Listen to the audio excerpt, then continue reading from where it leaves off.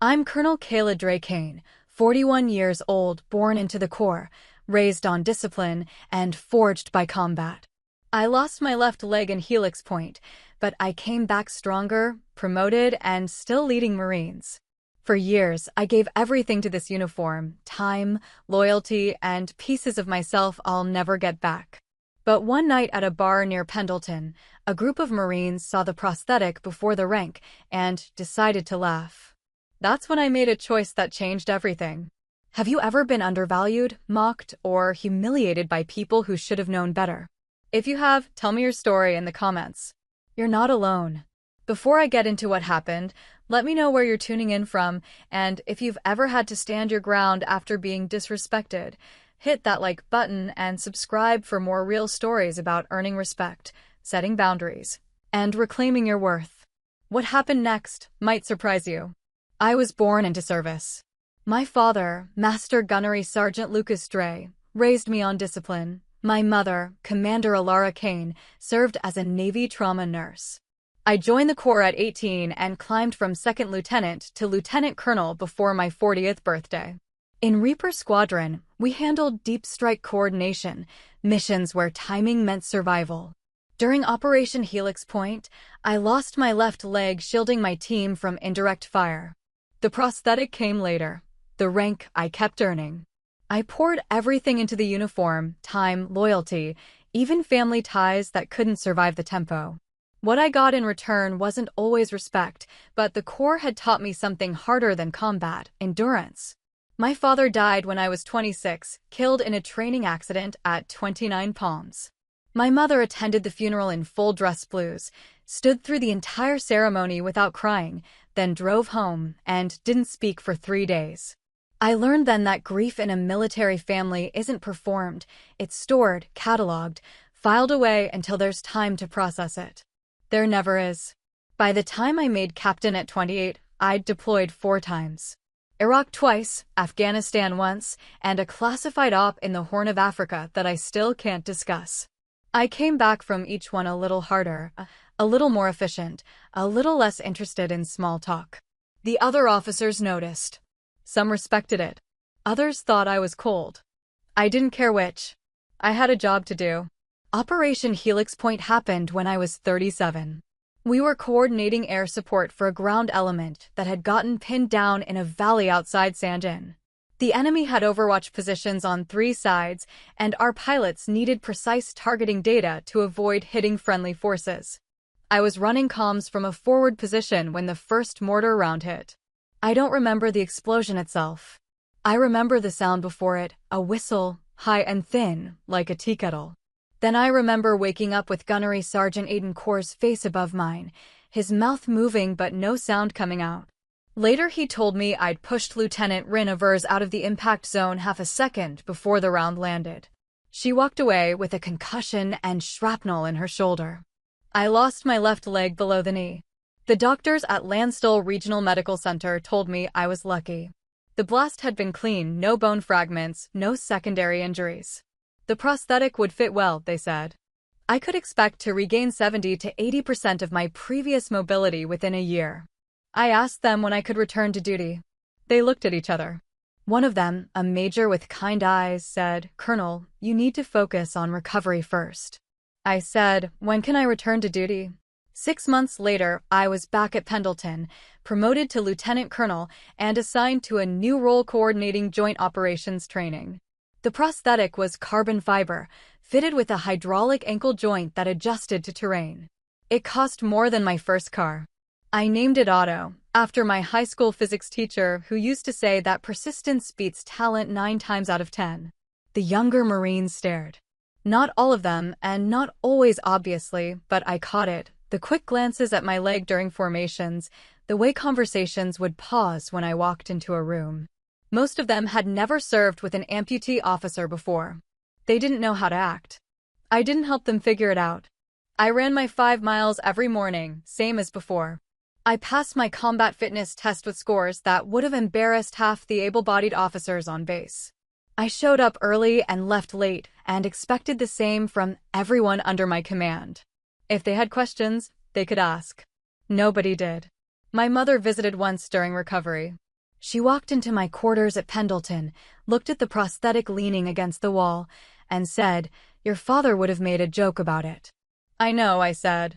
"He would have called it your spare part." "I know." She sat down across from me. "Are you okay, Kayla?" I considered the question. I was alive. I was still serving. I had a roof over my head and a mission to complete. By most measures, I was fine. "Yes," I said. She didn't believe me, but she didn't push. She'd been a trauma nurse for 30 years.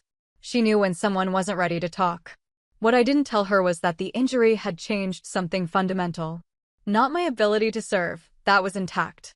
Not my commitment, that had only deepened. It was my relationship with the core itself. Before Helix Point, I'd believed that excellence and sacrifice would always be rewarded with respect. After, I understood that respect was conditional, performance-based, and could evaporate the moment you stopped looking like what a Marine was supposed to look like. I'd earned my rank. I'd earned my position. But some people would only ever see the prosthetic. Lieutenant Rinevers became my operations officer 6 months after I returned. She requested the assignment specifically. When I asked her why, she said, "Because you saved my life, ma'am, and I'd like to return the favor by making your job easier." I told her that wasn't necessary. She said, with respect, "Colonel, I'm not asking for permission." She was 28, sharp as a blade, and had a gift for logistics that bordered on precognition. Within 2 weeks, she'd reorganized my entire schedule, streamlined the training coordination process, and identified 3 bottlenecks in our supply chain that had been costing us time and resources for months. I asked her why she hadn't been promoted yet. "I punched a staff sergeant who made a pass at me during a field exercise," she said. "It's in my file." "Did you break anything?" "His nose." "Good," I said. "I'll see about getting you promoted." She smiled. It was the first time I'd seen her do it. "Respectfully, ma'am, I'd rather you didn't. I like where I am."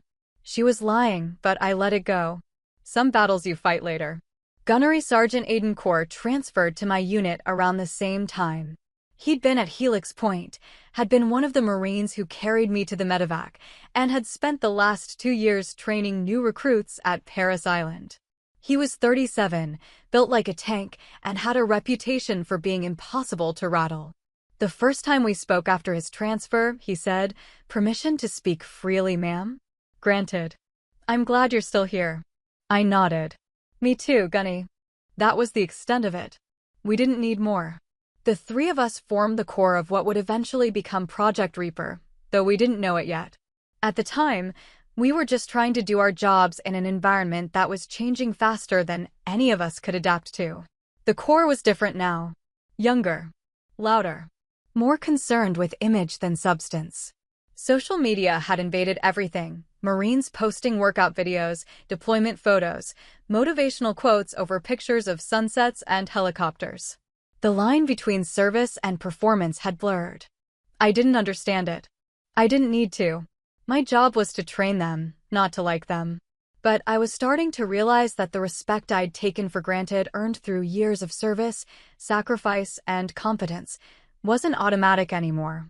It had to be defended, constantly, against a generation that measured value differently. I should have seen the warning signs earlier. I didn't. Rehabilitation changed me, but the core had changed too. Younger NCOs, men who'd grown up on deployment videos and bravado, measured worth by muscle, not record.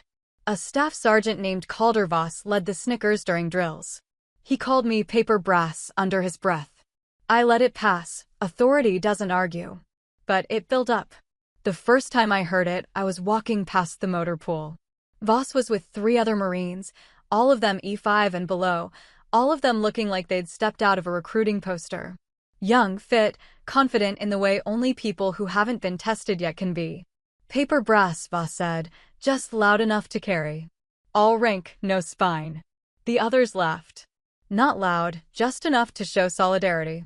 I kept walking. Correcting him would have given the comment weight it didn't deserve. But I filed it away, the way you catalog enemy positions during reconnaissance. Information to be used later. Lieutenant Avers noticed. She always noticed. "You want me to handle that, ma'am?" she asked when we were back in the office. "Handle what?" Staff Sergeant Voss. The disrespect. I looked up from the training schedule I'd been reviewing. Did you hear him say something disrespectful? No, ma'am. But I heard what he didn't say loud enough for you to officially hear. I smiled despite myself. Then there's nothing to handle. She didn't look satisfied, but she let it drop. The problem wasn't Voss alone. He was a symptom, not the disease. The real issue was cultural, a shift in how the younger enlisted viewed leadership. They'd grown up in the era of social media, where authority could be questioned publicly, where respect was something you performed for likes and shares rather than something you earned through action. They didn't understand that the Corps wasn't a democracy. It was a meritocracy, and merit was measured in blood, sweat, and results, not in how many people thought you were cool. Captain Rhett Marlowe arrived at Pendleton 3 months after Voss's comment. He was 34, newly promoted, and charismatic in the worst possible way. The kind of officer who made you laugh at his jokes even when they weren't funny, who could walk into a room and own it within 30 seconds, who inspired loyalty through personality rather than competence. He was dangerous. I recognized it immediately, but recognizing a problem and solving it are two different things. Marlowe was popular.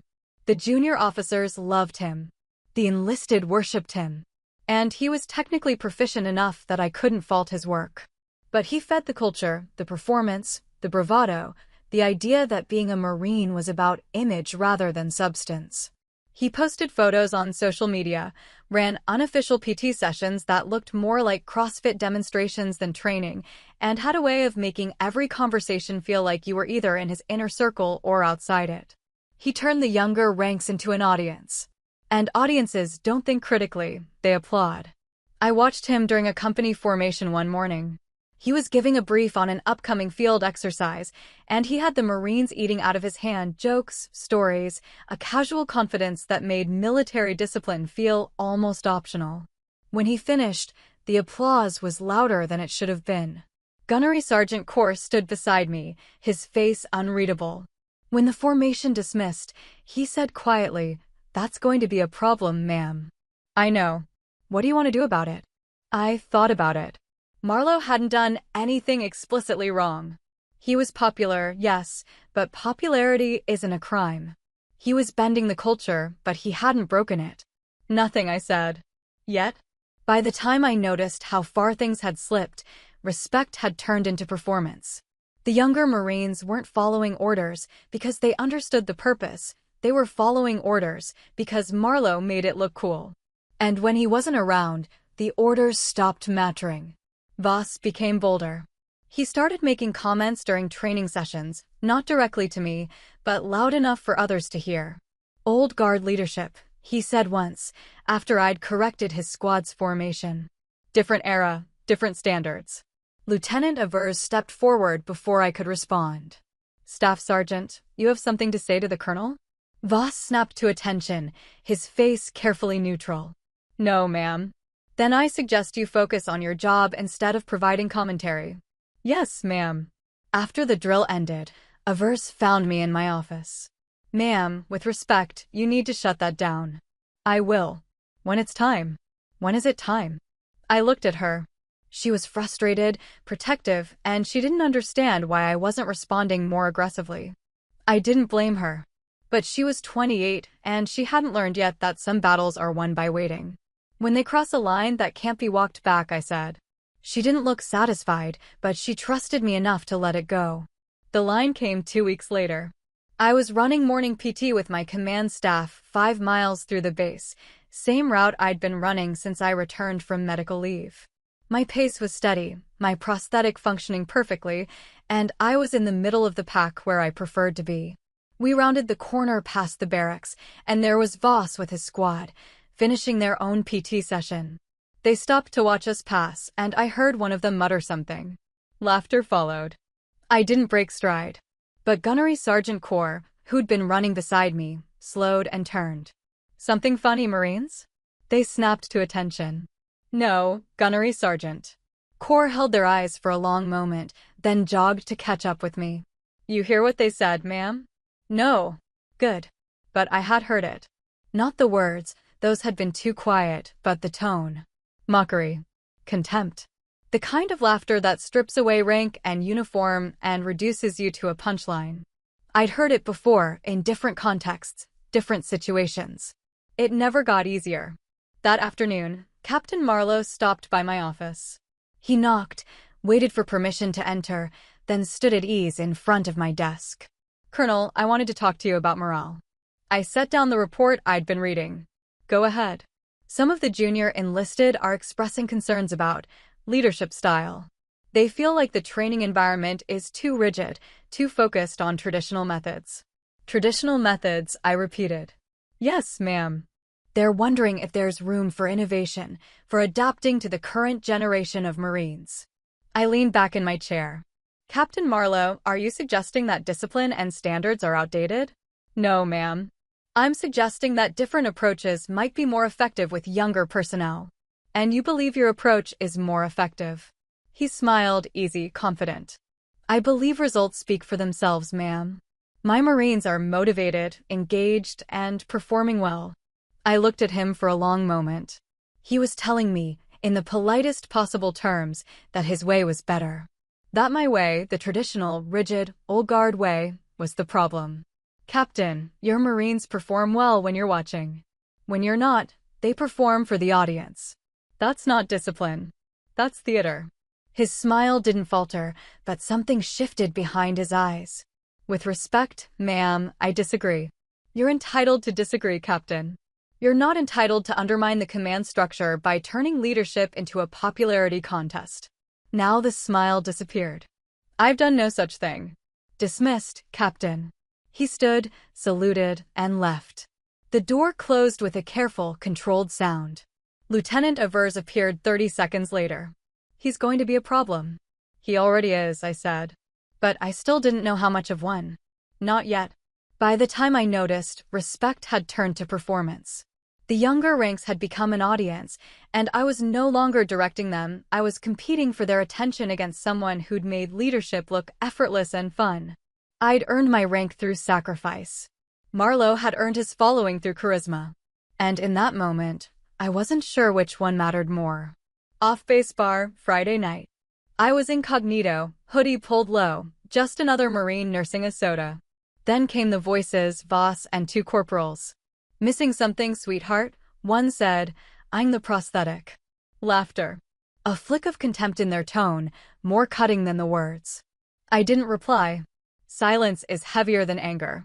The bar was called Murphy's, a dive 3 miles from Pendleton that catered to junior enlisted and locals who didn't mind the noise.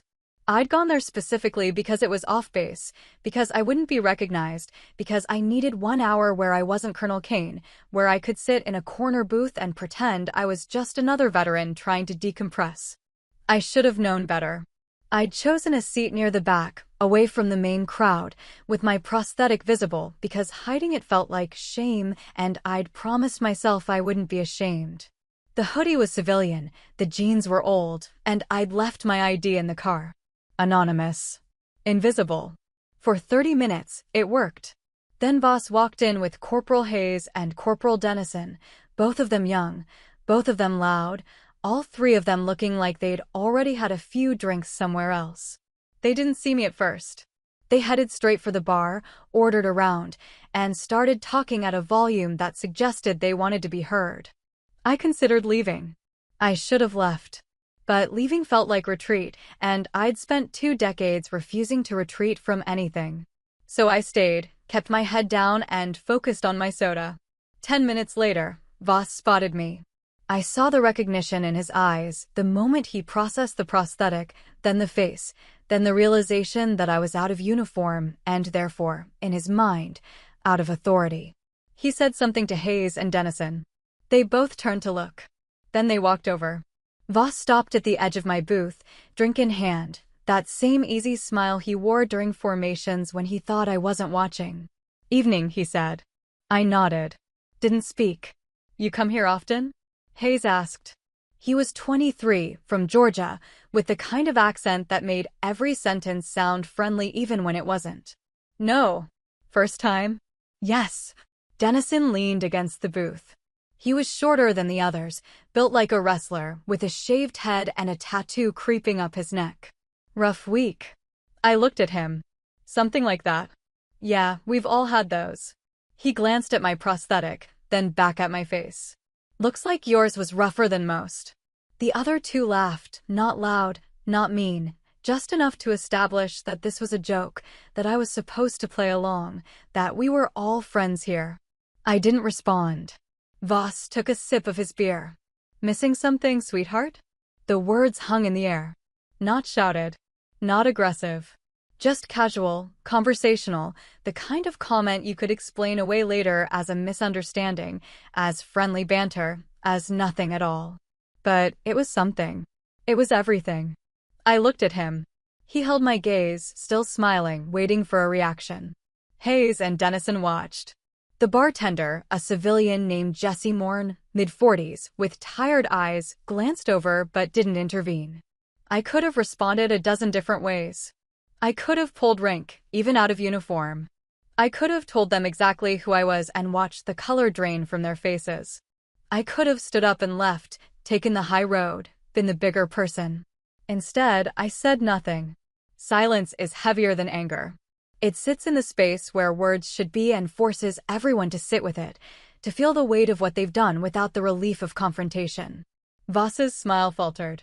Just slightly. Just enough. Hey, no offense, he said. Just making conversation. I took a sip of my soda. Still didn't speak. Hayes shifted uncomfortably. Yeah, we didn't mean anything by it. Dennison looked between them, suddenly less confident. We should probably sit down, Marines. The voice came from behind them. Deep, authoritative, with the kind of command presence that makes people obey before they've processed who's speaking. All three of them turned. Major General Silas Curran stood in the doorway, backlit by the streetlights outside, his uniform immaculate despite the late hour. He was 58, with silver hair-cut military short and a chest full of medals that included 2 silver stars and a Navy Cross. He commanded a Marine Expeditionary Force, which meant he commanded nearly every Marine on this base, including me. The bar went quiet. Curran walked forward, his eyes locked on Voss, Hayes, and Dennison. They stood frozen, caught between instinct and disbelief, trying to figure out if this was real or some kind of stress-induced hallucination. Then Curran's eyes shifted to me. His expression changed to recognition, then something else. Respect. Concern. The kind of look you give someone who's been through hell and doesn't deserve to go through it again. Ma'am, he said. Reaper Zero? You could have heard a pin drop. I stood slowly, setting my soda down with careful precision. My prosthetic made a soft hydraulic sound as I shifted my weight. The hoodie suddenly felt absurd, a costume I'd worn to pretend I was someone I wasn't. Yes, sir. Curran snapped to attention. His salute was crisp, perfect, exactly regulation. Permission to approach, Colonel. Behind him, Voss, Hayes, and Dennison looked like they'd been hit with a stun grenade. Their faces had gone pale. Hayes's mouth was open. Dennison had taken an involuntary step backward. Voss looked like he might throw up. I returned the salute. Permission granted, sir. Curran stepped forward, his voice dropping to something almost conversational, but still carrying that edge of command. I apologize, Colonel. I wasn't aware you'd be here tonight, or I would have ensured your privacy was respected. No apology necessary, sir. I was just leaving. He glanced at the 3 Marines, then back at me. I see. Would you like me to arrange transportation? I have my car, sir. But thank you. He nodded, then looked past me at Voss. His expression hardened. Staff Sergeant Voss. Corporal Hayes. Corporal Dennison. You 3 will report to my office at 0800 tomorrow morning. Dress blues. Do you understand? Yes, sir, they said in unison. Their voices cracked. Good. Now get out of my sight. They moved like their lives depended on it, fast, stumbling, nearly colliding with each other in their rush to reach the door. Within 10 seconds, they were gone. The bar stayed quiet for another moment, then slowly the conversations resumed. People turned back to their drinks. The bartender exhaled. Curran looked at me. Colonel, I meant what I said. I apologize. This shouldn't have happened. It's not your fault, sir. Maybe not. But it's my command, and that makes it my responsibility. He paused. Are you all right? The question caught me off guard. Not because it was inappropriate. Karan was a good officer, a decent man, someone who genuinely cared about the Marines under his command. But because I hadn't expected anyone to ask. I'm fine, sir. He studied me for a moment, then nodded. Good. I'll see you Monday, Colonel. Yes, sir. He saluted again. I returned it. Then he turned and walked out, leaving me standing in the middle of Murphy's with my soda and my hoodie and the sudden, overwhelming weight of what had just happened. The bartender approached. You good? Yeah. That really the general? Yes. He whistled softly. Those boys are in deep trouble. They are. He started to say something else, then thought better of it and walked back to the bar. I sat down, finished my soda, pulled cash from my pocket and left it on the table, more than enough to cover the drink and a tip.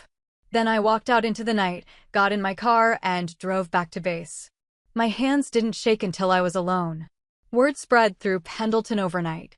The same Marines who laughed at me now stood in front of the general's desk. Article 15. Formal apologies. Karan found me afterward. You shouldn't have to bleed twice for respect, he said. I smiled faintly. They're Marines, sir. They'll remember this longer than a lecture. Still, that night hit harder than I'd expected. Not the insult, the proof that to some, a scar meant weakness unless validated by power. That was the wound I couldn't patch. The news traveled faster than I expected. By Saturday morning, Lieutenant Avers had called me 3 times. I didn't answer. By Saturday afternoon, Gunnery Sergeant Corr had shown up at my quarters with coffee and that look he got when he was worried, but trying not to show it. You good, ma'am? He asked. I'm fine, Gunny. He handed me the coffee. That's not what I asked. I took the cup. I know. He stood there for a moment, waiting to see if I'd say more. When I didn't, he nodded and left. Corr understood silence better than most people understood words. By Sunday, the entire base knew. Not the official version. That would come Monday during the general's call with Voss, Hayes, and Dennison, but the story. The bar. The comment. The moment Karan walked in, and everything changed. I heard it from 3 different sources before noon. Each version was slightly different, slightly more dramatic, slightly more mythologized. By the 3rd telling, Karan had supposedly dressed them down in the middle of the bar, in front of everyone, with language that would have made a drill instructor blush. That wasn't what happened. But truth and myth occupied different territories in military culture, and myth always wins. Monday morning at 07:30, I was in my office reviewing training schedules when Lieutenant Avers knocked. Come in. She entered, closed the door, and stood at attention. Ma'am, I heard about what happened. I assumed you would. Permission to speak freely? Granted. She relaxed slightly. Are you okay? It was the 2nd time someone had asked me that question in 3 days. I still didn't have a good answer. Yes. That's not what I meant, ma'am. I set down my pen. I know what you meant, Lieutenant. And the answer is still yes. I'm okay. This isn't the first time someone's made a comment about my prosthetic, and it won't be the last. What happened at the bar was unfortunate, but it's being handled. It shouldn't have happened at all. No. It shouldn't have. But it did, and now we deal with the consequences. She looked like she wanted to say more but wasn't sure how. Finally, she said, I'm glad the general was there. So am I. She nodded, still uncertain. Is there anything you need, ma'am? Just business as usual, Lieutenant. Let's not make this bigger than it needs to be. Yes, ma'am. After she left, I sat alone in my office and tried to focus on work.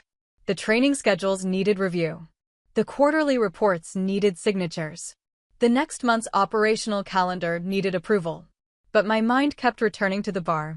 Not to the comment. I'd already processed that, filed it away with all the other comments I'd heard over the years. What I couldn't stop thinking about was the moment Karan walked in. The look on Voss's face. The sudden, absolute understanding of what he'd done and who he'd done it to. The shift from mockery to terror in less than 5 seconds. Part of me felt vindicated. Part of me felt hollow. I'd spent 22 years earning respect through action. Through competence. Through sacrifice. And in the end, it took a general walking into a bar to make 3 Marines understand that I deserved it. That wasn't right. but I didn't know how to fix it. At 0800, Major General Karan called Voss, Hayes, and Dennison into his office. I wasn't there. This wasn't my disciplinary action to oversee, but Gunnery Sergeant Core was, and he briefed me afterward. How'd it go, Gunny? About as well as you'd expect, ma'am. Voss looked like he was going to pass out. Hayes cried. Dennison tried to explain himself, and the general shut him down in about 3 seconds. Article 15s? All 3. Loss of rank for Voss, he's a corporal now. 45 days restriction for Hayes and Dennison, plus forfeiture of half pay for 2 months. I nodded. It was harsh, but fair. Probably harsher than it would have been if the target had been anyone else, but Karan had made it clear that disrespecting a field-grade officer, especially one who'd lost a limb in combat, was career-limiting behavior. Did they apologize? I asked. They asked if they could, ma'am. The general told them that would be your decision. I thought about it. An apology from Voss would be meaningless, words forced by fear, not understanding. Hayes and Dennison were younger, less entrenched in their contempt. They might mean it, but I didn't need their apologies. I needed them to be better Marines. Tell them apologies aren't necessary. Tell them I expect professional conduct moving forward, and if they can demonstrate that, we'll consider this matter closed. Yes, ma'am. Core left, and I went back to work. Or tried to. The day dragged. Meetings blurred together. By 1600, I was exhausted in a way that had nothing to do with physical exertion. At 1730, after most of the command staff had left for the day, Karan knocked on my door. Come in, sir. He entered, closed the door, and sat down across from my desk without being invited. It was a breach of protocol. I was the subordinate officer. He shouldn't have sat first, but Karan had never been much for protocol when it interfered with being human. Kayla, he said, using my first name, which he only did in private. Talk to me. I set down the report I'd been pretending to read. There's nothing to talk about, sir. I don't believe that.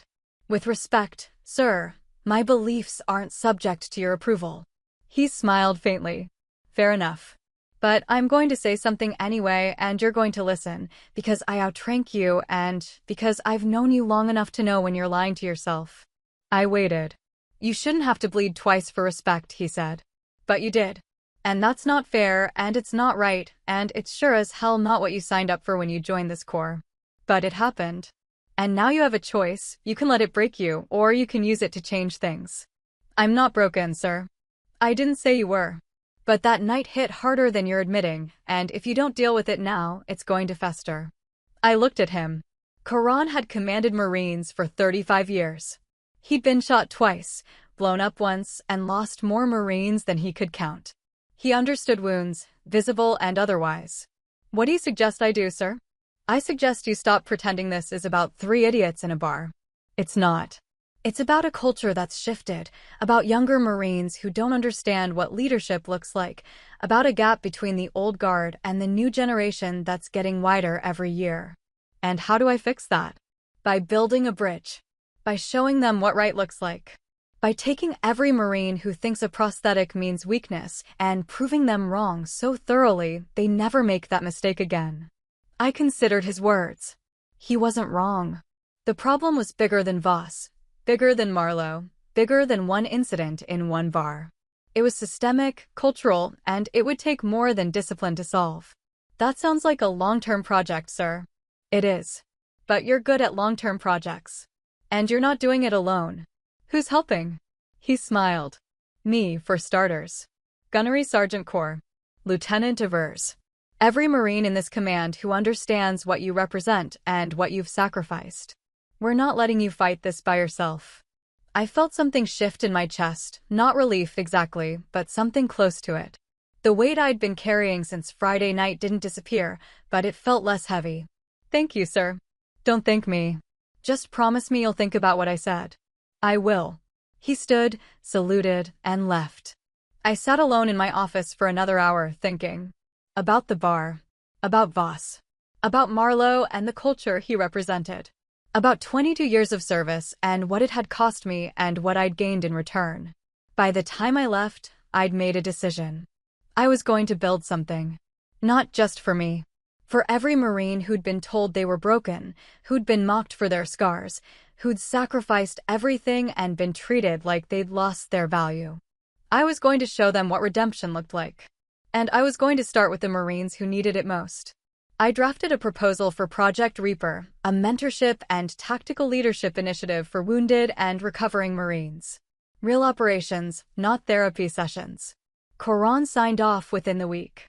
Marlowe protested, claiming optics mattered. I looked at him across the table. So does survival, Captain. By quarter's end, Coron had reassigned him to a staff billet in logistics, quietly, permanently.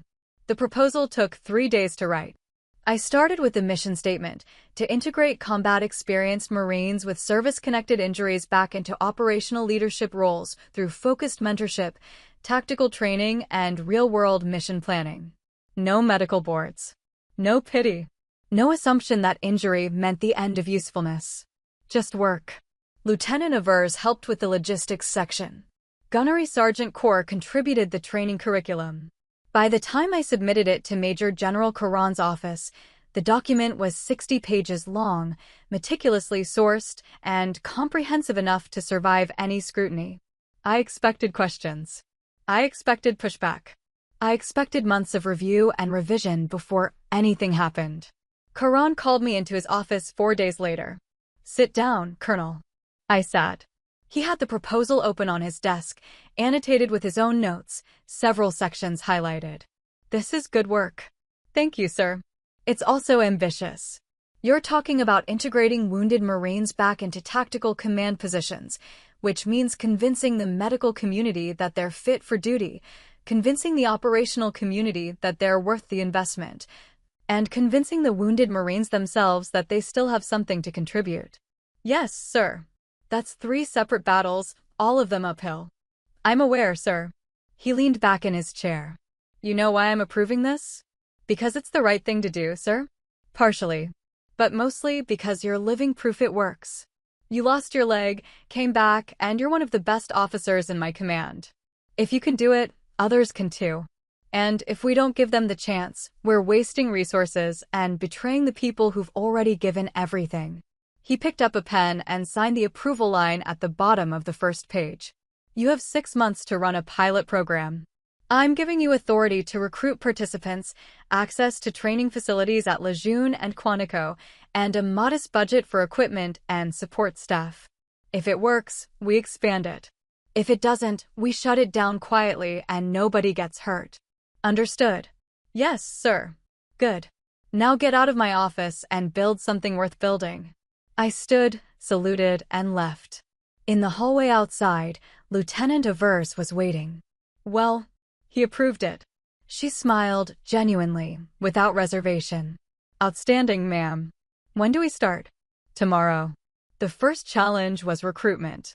I needed Marines who met 3 criteria: combat experience, service-connected injuries, and current medical clearance for limited duty. That last requirement was the hardest. Most wounded Marines were either fully cleared or medically retired, with very few in the gray area where Project Reaper operated. Gunnery Sergeant Corps made calls. Lieutenant Avers sent emails. Within 2 weeks, we had a list of 37 potential candidates across 3 bases. Of those, 12 were interested. Of those, 8 were actually eligible. Not a large pool, but it was a start. The first participant to sign on was a sergeant named Maria Ochoa, 29 years old, missing her right hand from an IED blast in Helmand Province. She'd been a motor transport operator before the injury and was currently assigned to administrative duties at Camp Lejeune. She hated it. "Ma'am, I've been pushing paper for 18 months, she said during our initial interview. "I'm not broken. I'm bored. If you're telling me there's a way back to real work, I'm in. This won't be easy, Sergeant." I didn't join the Corps because it was easy. I approved her application on the spot. The second was a corporal named James Wu, 26, partially deaf from repeated blast exposure during his deployment to Afghanistan. He'd been working in supply ever since, quietly competent but visibly frustrated with being sidelined. "I can still do the job, ma'am," he said. "I just need someone to give me a chance." "Then you'll have one." By the end of the first month, we had 6 Marines committed to the pilot program. 6 people who'd been told, in various ways, that their service was over, that their injuries disqualified them from meaningful work, that the best they could hope for was a quiet assignment until their contracts expired. We were about to prove everyone wrong. The second challenge was Captain Rhett Marlowe. He requested a meeting 2 weeks after Karan approved the project. I granted it because refusing would have looked like I was afraid of his objections. I wasn't. But I also wasn't naive enough to think he'd go quietly. He arrived at my office precisely on time, in dress uniform, looking every bit the professional officer. If I hadn't spent months watching him undermine the chain of command through charisma, I might have been fooled. "Colonel, I wanted to discuss Project Reaper." "Go ahead, Captain." He sat down without being invited. Small power play, establishing that he considered this a conversation between equals rather than a subordinate briefing a superior. "I think it's a good idea in principle," he said. "But I'm concerned about the optics." "Optics?" "Yes, ma'am. We're taking wounded Marines and putting them back into leadership positions. That sends a message, and we need to be careful what that message is." I set down my pen. "What message do you think it sends, Captain?" "That we're desperate. That we can't recruit enough able-bodied Marines to fill leadership roles, so we're resorting to using injured personnel. It could undermine confidence in the force." I let his words sit in the air for a moment. Not because I was considering them, they were absurd, but because I wanted him to hear them reflected back. "Captain Marlowe, are you suggesting that wounded Marines are inherently less capable than able-bodied ones?" "I'm suggesting that perception matters, ma'am." "Perception? You think the perception of our capabilities is more important than the actual capabilities of our Marines?" He shifted slightly. "I think both matter, ma'am." "Then let me clarify something for you. Project Reaper isn't about optics. It's about effectiveness. These Marines have combat experience, tactical knowledge, and leadership skills that are going to waste in administrative billets. We're not using them because we're desperate, we're using them because they're good at their jobs. With respect, ma'am, they're good at their jobs within certain limitations." "Stop." He stopped. I stood up. "Captain, I'm going to say this once. Every Marine in Project Reaper has been medically cleared for duty within their physical parameters. They've all demonstrated competence and commitment. And they've all sacrificed more for this Corps than you've ever been asked to. If you have a legitimate operational concern, I'll hear it. But if you're worried about optics, about image, about whether wounded Marines make the Corps look weak, then you fundamentally misunderstand what this organization is supposed to be." His jaw tightened. "Ma'am, I'm just trying to ensure the program succeeds." "No, Captain. You're trying to protect your own reputation by distancing yourself from anything that doesn't fit your image of what a Marine should look like. And that's not leadership, that's vanity." He stood. "Permission to be dismissed, ma'am." "Denied." "Sit down." He sat. "Captain Marlowe, you're a competent officer. You have good instincts, strong technical skills, and the ability to inspire loyalty. But you've turned leadership into performance art, and that's dangerous. The Marines under your command don't follow you because they understand the mission. They follow you because you make them feel good. And when you're not around, they don't know what to do." "Ma'am, I'm not finished. Project Reaper is happening with or without your support. But you're going to stop undermining it, stop questioning it, and stop spreading doubts about the capabilities of wounded Marines. If you can't do that, I'll recommend to General Karan that you be reassigned to a position where your opinions on the matter are irrelevant. Do you understand?" His face had gone pale. "Yes, ma'am." "Good." Dismissed. He left without another word.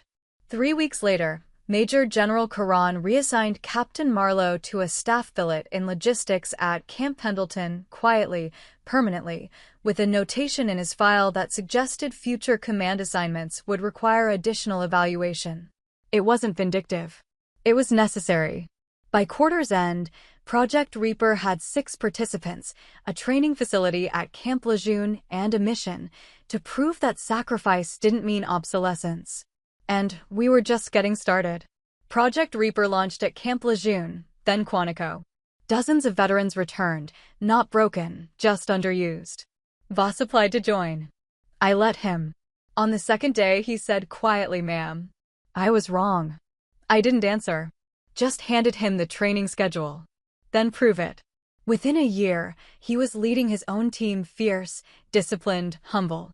Sometimes redemption doesn't need words. The first training cycle began on a Monday in March. 6 Marines stood in formation outside the Tactical Operations Center at Camp Lejeune: Sergeant Ochoa, Corporal Wu, and 4 others who'd arrived over the previous weeks. Each one had a different injury, a different story, a different reason for being there. But they all shared the same look: determination mixed with uncertainty, hope tempered by the knowledge that they'd been counted out before. I stood in front of them with Lieutenant Avers on my left and Gunnery Sergeant Corr on my right. "Good morning, Marines." "Good morning, ma'am," they answered in unison. "You're here because you've been told, in one way or another, that your service is limited. That your injuries disqualify you from meaningful work. That the best you can hope for is to finish your contracts quietly and move on. I'm here to tell you that's incorrect." I paused, let the word settle. Project Reaper exists to prove that combat experience and tactical knowledge don't disappear when you lose a limb or your hearing or your mobility. They're still there. They're still valuable.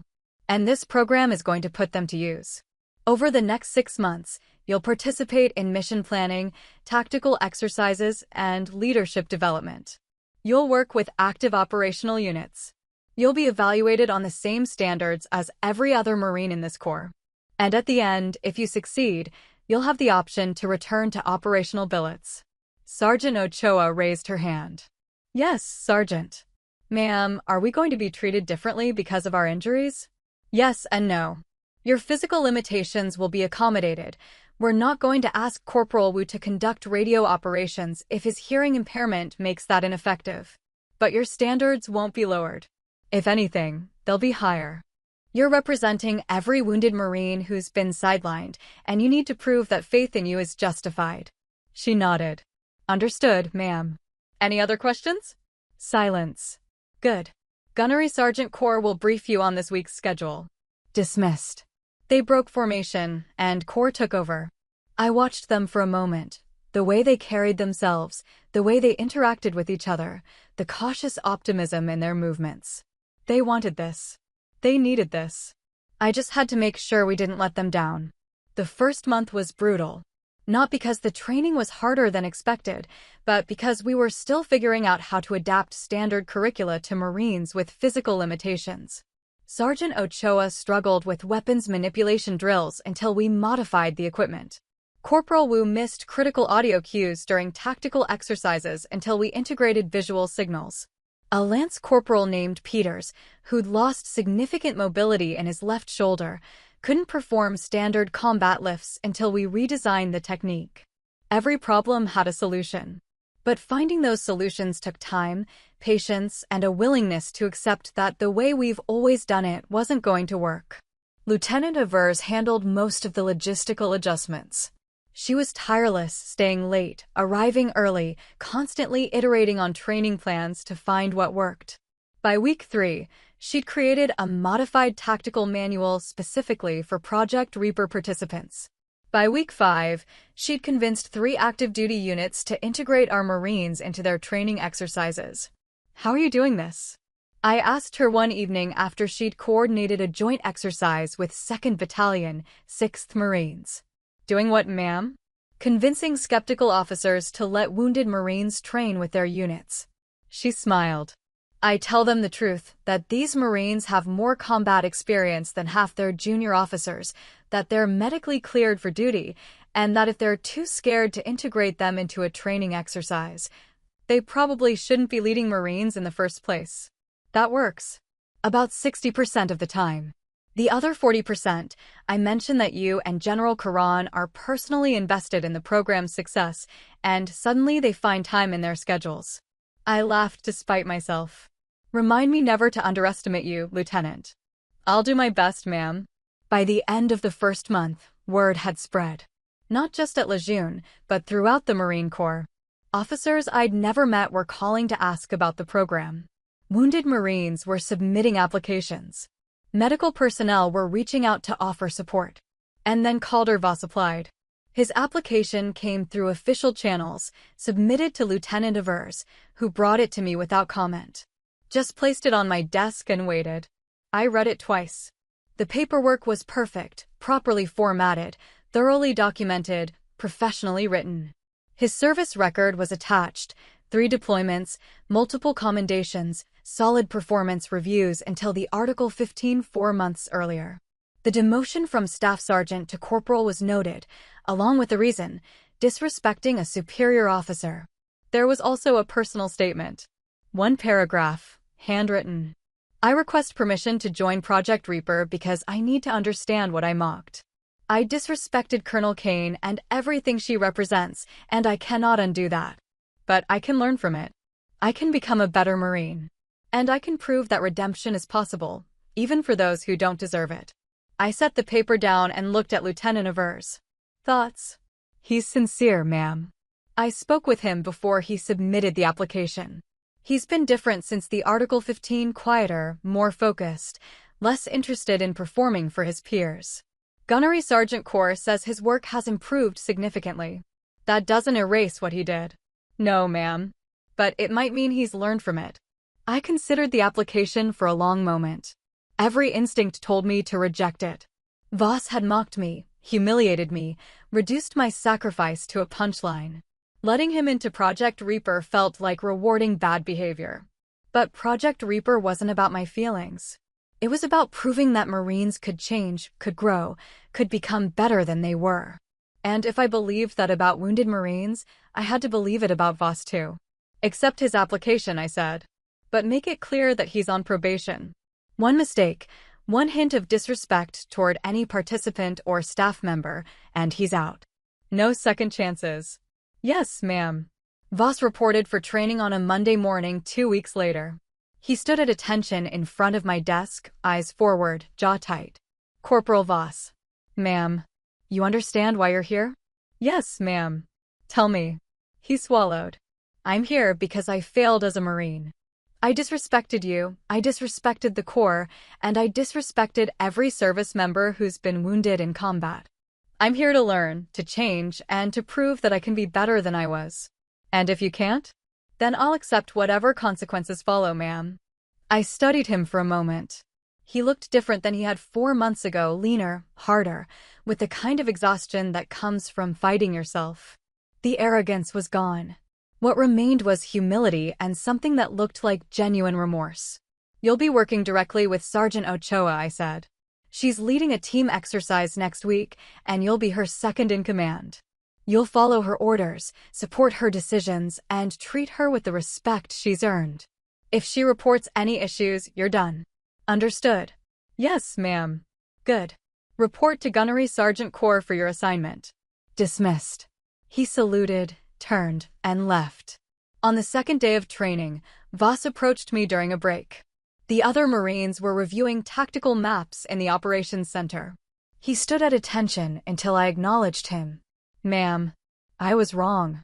The words hung in the air between us. Simple. Direct. Insufficient to undo the damage, but honest enough to matter. I didn't answer immediately. Just looked at him, at the Marine who'd mocked me, who'd called me paper brass, who'd made a joke out of my sacrifice. He looked back, not flinching, not making excuses. Finally, I picked up the training schedule from the table beside me and handed it to him. Then prove it. He took the schedule, saluted, and returned to his team. Over the following weeks, Voss changed. Not dramatically, there was no sudden transformation, no moment of enlightenment. Just a steady, deliberate shift in how he carried himself. He listened more than he spoke. He deferred to Sergeant Ochoa's judgment without hesitation. He worked harder than anyone else, arrived earlier, stayed later, and never once complained. Sergeant Ochoa noticed. Ma'am, Corporal Voss is doing well, she reported during our weekly check-in. He's reliable, respectful, and he's actually helping the team improve. Whatever he was before, he's not that anymore. You trust him? She considered the question carefully. I trust that he's trying, ma'am. Whether that becomes trust in him as a person, we'll see. That was good enough. By the end of the training cycle, Voss had become one of the program's strongest participants. He led missions with precision, adapted to challenges without complaint, and earned the respect of Marines who had every reason to hate him. When Sergeant Ochoa recommended him for team leader certification, I approved it without hesitation.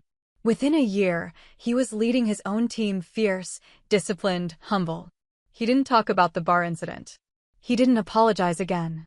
He just worked, constantly, to be better than he'd been. Sometimes redemption doesn't need words. Sometimes it just needs time and the willingness to change. On the anniversary of Project Reaper's launch, I stood in front of 23 Marines, the original 6 participants plus 17 who joined over the following months. They'd completed the program. They'd proven themselves. And they were ready to return to operational billets. "You came here wounded," I said. "You're leaving here whole. Not because your injuries disappeared, but because you proved that injury doesn't define capability. You are Marines, full stop. No qualifications, no limitations, no asterisks. And every unit you join from this point forward will be better, because you're in it." They stood at attention, proud and fierce and unbreakable. In the back row, Corporal Voss stood beside Sergeant Ochoa. He didn't smile. He didn't celebrate. He just stood there, a Marine among Marines, finally understanding what that meant. When General Caron retired, he mentioned me in his farewell address. Some Marines lead by command. Others by the miles they've walked, prosthetic or not. The men who'd once mocked me stood in the crowd, saluting. I returned it, no emotion on my face, only precision. Trust rebuilt isn't forgiveness, it's clarity. The ceremony took place on a Friday afternoon in late September. The parade deck at Camp Pendleton was packed, over 2,000 Marines in formation, dressed blues sharp under the California sun. Major General Silas Caron stood at the podium, flanked by flags, preparing to hand over command of I Marine Expeditionary Force after 35 years of service. I sat in the front row with the other senior officers, watching a man I respected more than almost anyone prepare to say goodbye to the only life he'd ever known. His speech was classic Caron, direct, thoughtful, occasionally funny, always honest. He talked about his first deployment, about the Marines he'd lost, about the lessons he'd learned. He thanked his wife, his children, his staff. He acknowledged the challenges facing the Corps and expressed confidence that the next generation would meet them. Then, near the end, he shifted his attention to the officers seated before him. "Leadership takes many forms," he said. "Some Marines lead through presence. They walk into a room and everyone straightens up. Some lead through expertise. They know the answer before you finish asking the question. Some lead through charisma. They make you want to follow them even when you don't know where you're going." He paused, scanning the crowd.